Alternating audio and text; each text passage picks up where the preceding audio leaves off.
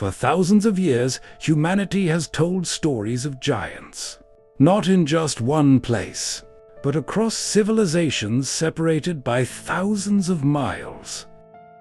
Ancient Greeks told of enormous beings who challenged the gods.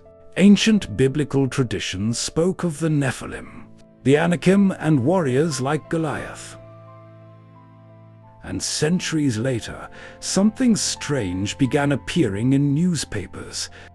Reports claiming that enormous human skeletons had been discovered beneath ancient burial mounds.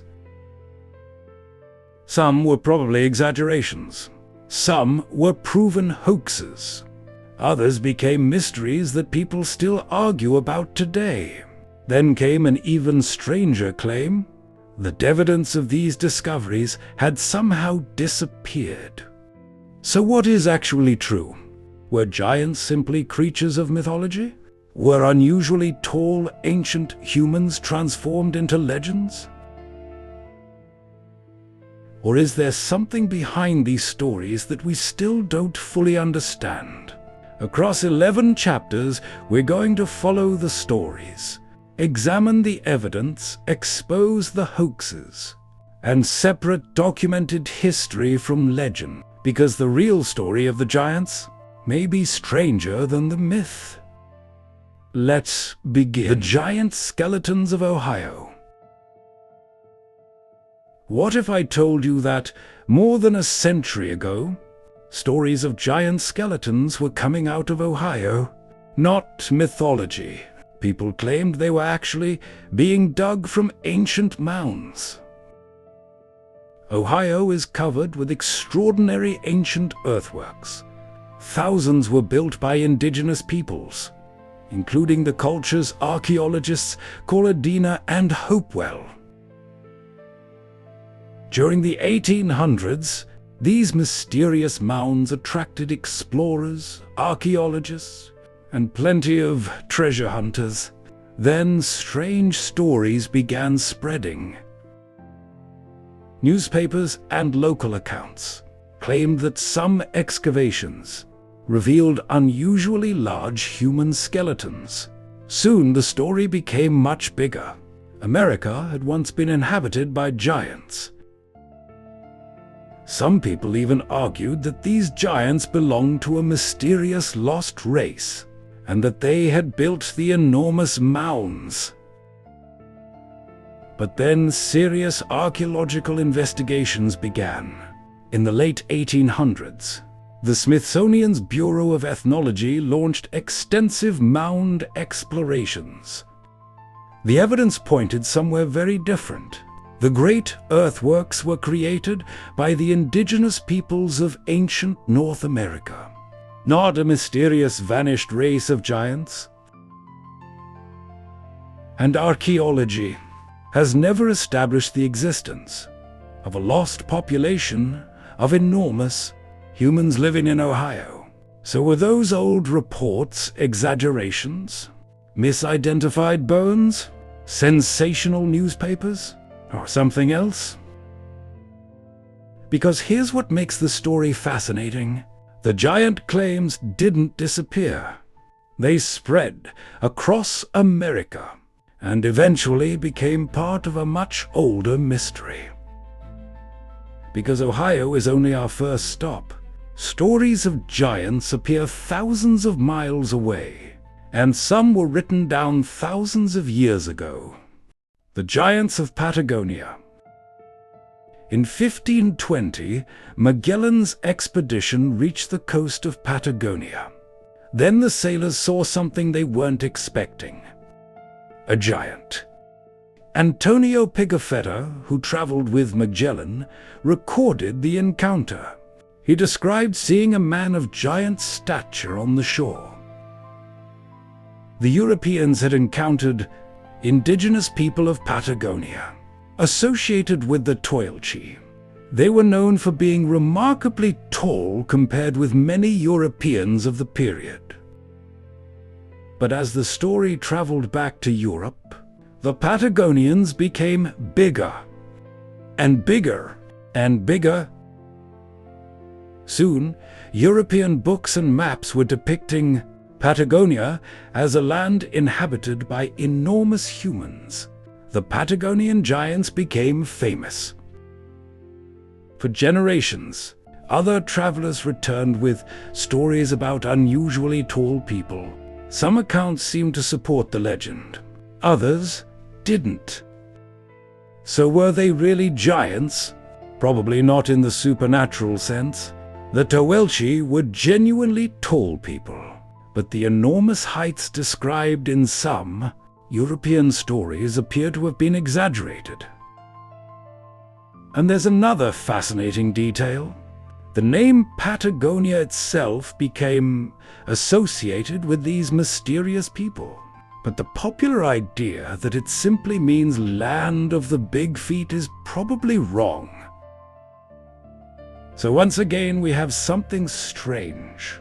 A real people, a real historical encounter, and a story that grew into giants. Ohio gave us alleged giant skeletons. Patagonia gave us explorers, claiming they had seen giants alive. But our next story is much older, because an ancient religious text describes a people of extraordinary strength and stature. Next, the people of Ad. The people of Ad. Long before, European explorers returned from Patagonia with stories of unusually tall people. Another tradition told of a powerful ancient nation. In the Quran, they are called Ad. They lived after them, people of Noah, and were remembered for their extraordinary strength and stature. Ad became powerful and prosperous. The Quran describes them building impressive structures and enjoying great strength. But with that power came pride. They began to believe they were unstoppable. According to the Quran, God sent the prophet Hud to warn them. He reminded Ad of the blessings they had received and called on them to abandon their arrogance. He also reminded them that they had been increased in stature, but no exact height is given. Ad became so confident in their strength that they asked, "Who is stronger than us in might?" Whatever their actual size, strength was clearly central to how they saw themselves. Hud warned them that their power would not protect them forever. They rejected him. Then something appeared on the horizon. A cloud. They thought it would bring rain. It didn't. Instead came a devastating wind. The Quran says it continued for 7 nights and 8 days. The people who had boasted that nobody was stronger than them could do nothing against it. Their civilization was devastated. Then comes one of the most striking descriptions. After the storm, their fallen bodies were compared to hollow trunks of fallen palm trees. Later, this description became connected with stories about their enormous size. But a comparison with palm trunks does not tell us their actual height. So are Ad really giants? The Quran gives no measurement. It describes extraordinary strength and increased stature. Later traditions expanded those descriptions, sometimes portraying Ad as enormous humans. But those later stories must be separated from what the Quran actually says. And once again we find something fascinating. An ancient description of extraordinary people becomes even more dramatic through centuries of storytelling. But another ancient tradition goes much further. The Bible introduces mysterious beings called the Nephilim. Genesis speaks of the sons of God and the daughters of men, and another ancient book expands the story dramatically. It calls the mysterious beings the Watchers, and their offspring the giants. One of the strangest giant stories in ancient literature appears. In the book of Genesis, their name, the Nephilim. Genesis says that before the flood, the mysterious sons of God saw that the daughters of humans were beautiful, and they took them as wives. Then comes the mysterious line. The Nephilim were on the earth in those days, when the sons of God had children with human women. Genesis describes them as the mighty men of ancient times, men of renown. But who exactly were they? The Hebrew word Nephilim is difficult to translate. Later traditions often portrayed them as enormous giants, but Genesis itself leaves much unexplained. Then the Nephilim appear again. When Israelite spies explored Canaan, they returned terrified. They claimed they had seen the Nephilim there. The spies said, "We seemed like grasshoppers in our own eyes, and we looked the same to them." Whatever they believed they saw, they were frightened. So are the Nephilim literally giants, ancient warriors, legendary ancestors, or something else? Even today, scholars disagree about parts of the story. Genesis gives us only a few mysterious lines, but another ancient text tells a much bigger story. It explains who the mysterious heavenly beings supposedly were. It calls them the Watchers.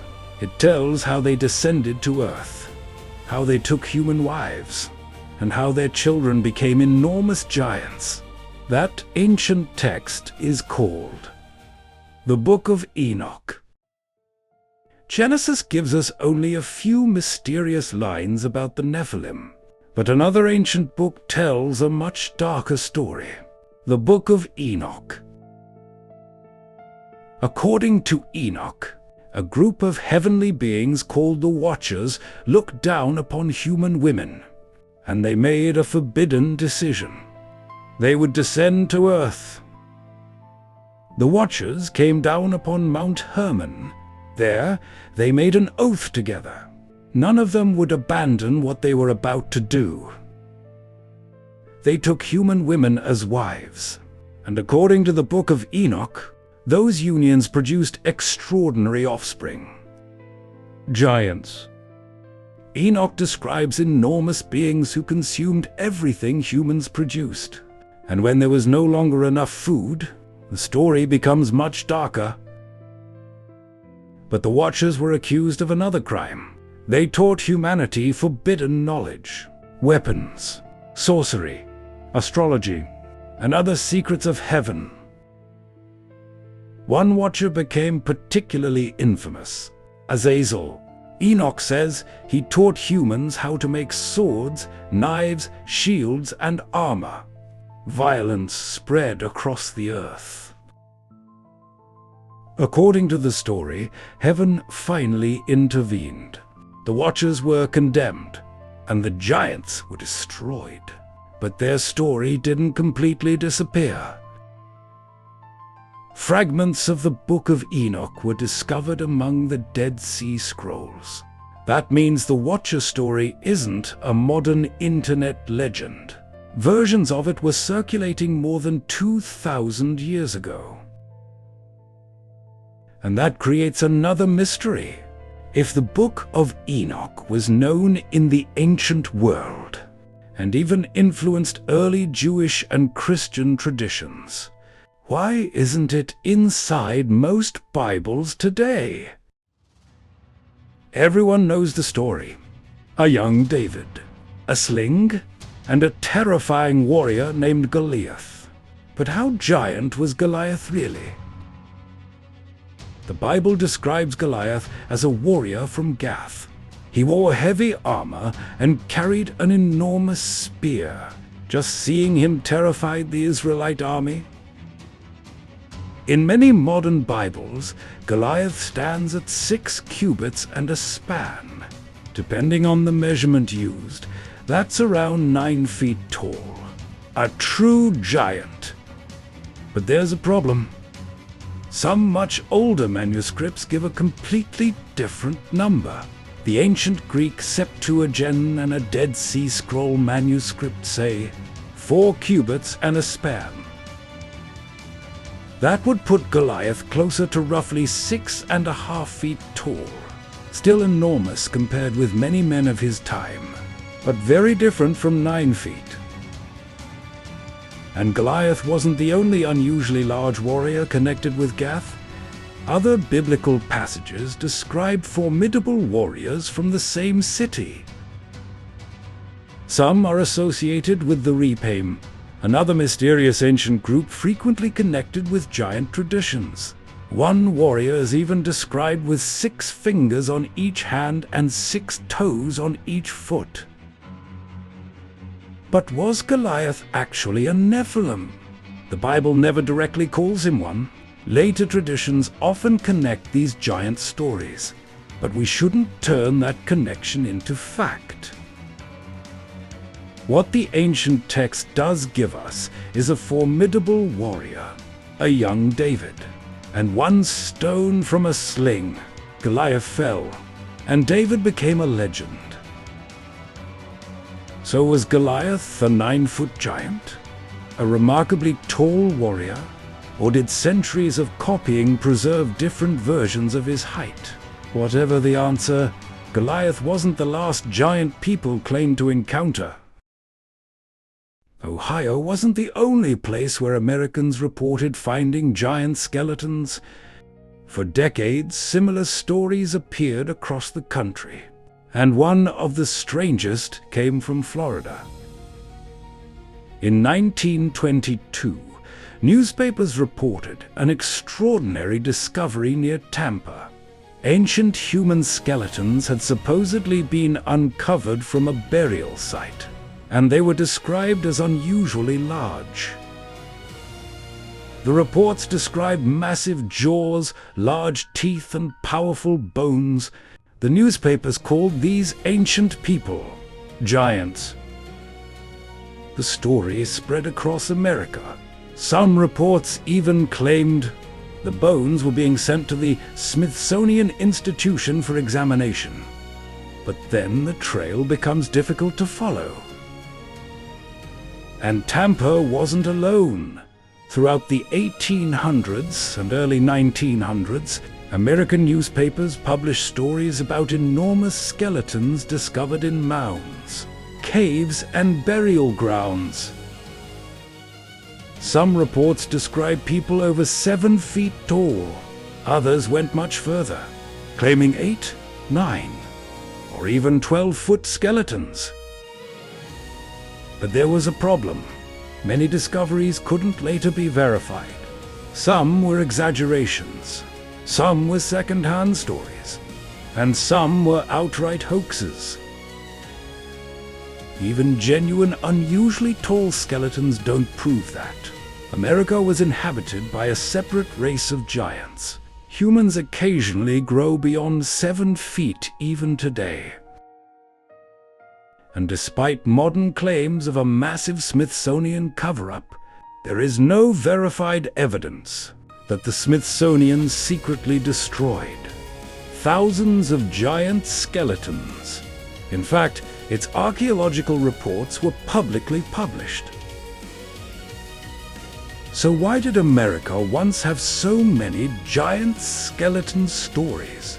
Sensational newspapers? Unusually tall individuals? Hoaxes? Or discoveries misunderstood by early excavators? Whatever happened, America's fascination with giants was very real. Long before newspapers reported giant skeletons in America, the ancient Greeks were already telling stories about enormous beings. They called them the Gigantes. But here's something many people get wrong. The giants and the titans were not the same beings. They belonged to different generations of Greek mythology. According to one famous tradition, the Gigantes were born from Gaia, the earth. They appeared after the blood of Uranus fell upon the earth. And they weren't simply enormous humans. In Greek art, some appeared as powerful warriors. Later depictions sometimes gave them serpent-like legs. Then came one of Greek mythology's greatest battles, the Gigantomachy. The giants challenged the Olympian gods themselves. Zeus fought with thunderbolts. Athena battled the giant Enceladus. Poseidon fought polybotes. The world of gods and giants collided. But according to the myth, the gods couldn't win completely on their own. A prophecy said the giants could only be defeated with the help of a mortal.